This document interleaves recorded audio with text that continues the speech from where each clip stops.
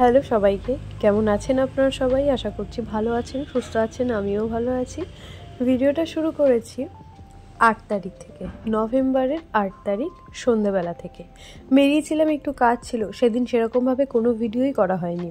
কিন্তু বাড়ি ফিরে এসে অবাক হয়ে যাই, দেখি দরজার সামনে ঠেকুয়া প্রসাদ রেখে গেছে। তারপর ঘরে ঢুকে মাকে দেখাই, মাও অবাক। প্রসাদ খাওয়ার পর আর সেরকম কোনো ভিডিও করিনি। তারপর বুনু বলে দিল, একদম ঘর থেকে বেরোবি না, যা যা কাজ আছে আজকে ঘরের ভেতর কর, যা যা লাগবে আমাকে বলবি, আমি বাইরে থেকে এনে দেবো। হালকা হালকা বুঝতে পারছিলাম যে বুনু কি করতে চাইছে, কিন্তু আমি ভাবিনি ও আমার জন্য কেক বানাবে। এখানে বুনু আর মা দুজন মিলেই কেক বানানোর প্রস্তুতি নিচ্ছে। আমি এখনও আমার জন্মদিন নিয়ে খুব উৎসাহ থাকি। আমার মনে হয় অনেকেই হয়তো এইরকমভাবে উৎসাহ থাকে না। তোমরা কারা কারা নিজের জন্মদিন উপলক্ষে অনেকটা পরিমাণে উৎসাহিত থাকো, একটু জানিও তো কমেন্টে।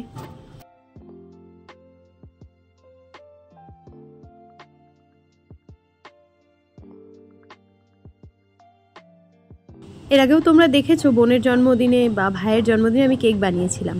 তো কেকটা চাপিয়ে দিয়ে বোন এখানে চলে এসেছিল ব্যাকগ্রাউন্ডের ডেকোরেশনটা করে নিতে।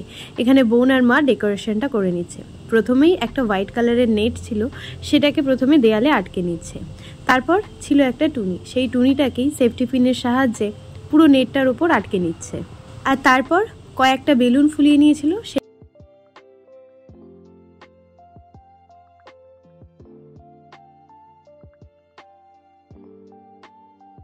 বেলুনগুলো সব ফোলানো হয়ে গেছে। এখন কিন্তু বুনু আমার জন্য গিফট প্যাকিং করছে। এই ড্রেসটা মা আমাকে দিয়েছিল, যেটা আমি নেক্সট ডে পরেছিলাম। প্রথমে কাগজে মোড়ালো, তারপর একটা পেপার, আর তারপর গিফট মোড়ানোর যে কাগজগুলো হয় সেই রেড কালারের একটা কাগজ দিয়ে গিফটটাকেও মুড়ে নিচ্ছে। অ্যাজ ইউজুয়াল প্রত্যেকবারের মতন আমি এবারও ঘুমিয়ে পড়েছিলাম। তারপর তো মা আমাকে টেনে হিঁচড়ে তুলে নিয়ে এলো। এসে তো আমি অবাক যে বুনু এ কী করেছে। মানে আমি সত্যি ভীষণ সারপ্রাইজড হয়ে গেছিলাম।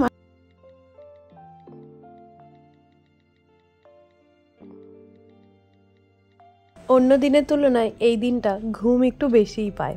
সেরকম আমিও ঘুমিয়ে পড়েছিলাম, কিন্তু বুঝতে পারছি বাইরে কিছু একটা চলছে। হ্যাঁ, পরদিন মানে ঘড়ির কাঁটায় বাজে 12:30, নভেম্বরের 9 তারিখ, আমার জন্মদিন।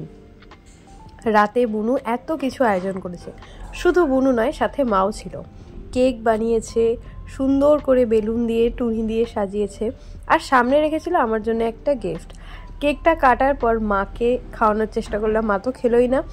আমি একটু খেলাম, তারপর বুনুকে, আর তারপর মাকে। আমি তো অবাক হয়ে গেছি যে বুনু আমার জন্য এত কিছু করেছে। শুধু বুনু নয়, মাও এত কিছু করেছে। কারণ মা রাত 12টা অবধি একদমই জাগতে পারে না, তাড়াতাড়ি শুয়ে পড়ে। সেখানে মাও রাত 12টা অবধি জেগেছিল। আমি তো পুরো অবাক। তারপর তো ফোন খুলে দেখি তোমাদের অজস্র মেসেজ, যেগুলো আমাকে আরও খুশি করে দিয়েছিল। কিন্তু যেহেতু ঘুমের চোখে উঠেছিলাম, তাই ভাবছিলাম কি করি না করি, কিছুই যেন ঠিক তালগোল মেলাতে পারছিলাম না। তারপর আবার বুনু একটু করলো স্প্রে। মানে সবটাই আমাকে ভীষণভাবে অবাক করেছিল, আর ভীষণ ভালো কেটেছিল আমার সেই রাতটা। আমি এই দিনটা বা এই রাতটা একটু বিশেষভাবেই উপভোগ করি, বেশ ভালো লাগে, এবং আমি বেশ এক্সাইটেড থাকি এই দিনটা আর রাতটাকে নিয়ে। তোমাদের সবাইকে আলাদা করে আমি আর ধন্যবাদ জানাতে পারিনি, তাই এখানে আরও একবার জানিয়ে দিচ্ছি তোমাদেরকে অসংখ্য ধন্যবাদ। থ্যাংক ইউ সবাইকে এত ভালো ভালো উইশ করার জন্য, এত শুভকামনা জানানোর জন্য। তো তারপর সেই রাতে যা যা গিফট পেয়েছিলাম, বললাম পরদিন খুলবো, বললো না তখনই আনবক্সিং করতে হবে। তো তার জন্য প্রথম যে বড় প্যাকেটটা ছিল সেটাকেই খুলে নিলাম। তার মধ্যে ছিল একটি হোয়াইট কালারের ড্রেস। এই ড্রেসটা আমাকে দিয়েছিল আমার মা। অনেক দিন ধরেই ভাবছিলাম একটা হোয়াইট কালারের ড্রেস কিনবো, কাউকে বলিনি, কিন্তু কেন জানি না মা ঠিক মনের কথা বুঝেই গেল। তারপর ছিল আরও একটা ছোট্ট প্যাকেট। তার মধ্যে কি ছিল সেটা হলো একটা ক্লিপ। গিফট পেতে কার না ভালো লাগে, আমারও বেশ ভালো লাগে। প্রত্যেকটা গিফট দেখে আমি কিন্তু খুব খুশি হয়েছিলাম। এরপর বুনু বলল কিছু একটা উইশ করতে, এবং উইশ করার পর মোমবাতিটা নেভাতে। আমি বসে বসে উইশ করছিলাম। উইশ করার পর মোমবাতিটা নিভিয়ে দিলাম। তারপর বুনু আনলো এত বড় একটা চকলেট। চকলেট তো আমরা প্রত্যেকেই খুব ভালোবাসি, আমিও খুব ভালোবাসি। চকলেট পেয়ে আরও খুশি হয়ে গেলাম। তো চলো ভালো করে তোমাদের ডেকোরেশনটা একটু শেয়ার করি।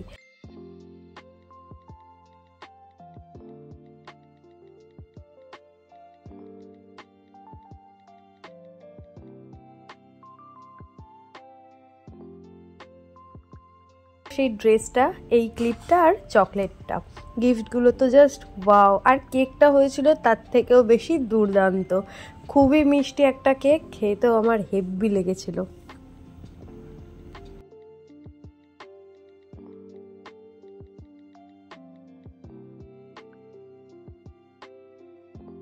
তখন ঘড়ির কাঁটায় বাজে 12টা 30। আমরা এইসব ছবি তোলাতুলি করছিলাম, মা বলল তোরা কর, আমি গেলাম। তারপর এখানে কেক কাটছি, কেক খাচ্ছি, এইসবের ছবি তোলাতুলি করছিলাম। রাত 12টার পর কি করলাম সেটা এই ভিডিওতে দিলাম। নেক্সট দিন কি করেছিলাম তার জন্য অন্য ভিডিও আসবে। ভিডিওটা শেষ করলাম। ভালো থাকবেন, সুস্থ থাকবেন। Thanks for watching.